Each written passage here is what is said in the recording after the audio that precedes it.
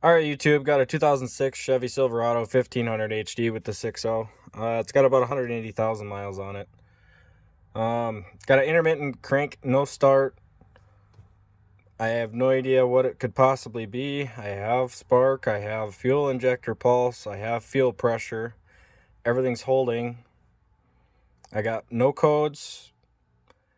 Only time it happens is if it sits for a while, or if you turn the key off, leave it for a minute, let everything kind of clear out, and then turn the key on, leave it on position for 2 minutes or more, and it will do the same thing, crank, no start. I've had it on here for about a couple minutes now. I'll show you.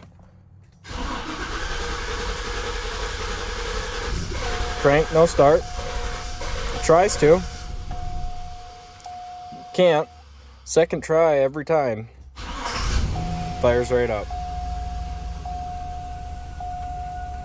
Now if I shut the key off, start it back up, starts up. Does take maybe a little bit longer than I think it should. I had a 03 before, and it seemed like this just cranks a little bit longer than my 03 did.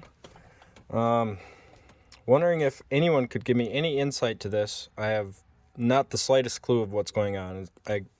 I'm showing good readings on my O2 sensors, my MAF sensor, all my temp sensors. I double checked with the Noid light. I do have good pulse on my fuel injectors. I have good spark. The only thing I can think of is if possibly the timing is off, but I don't know how that could happen. If you got the slightest clue, let me know.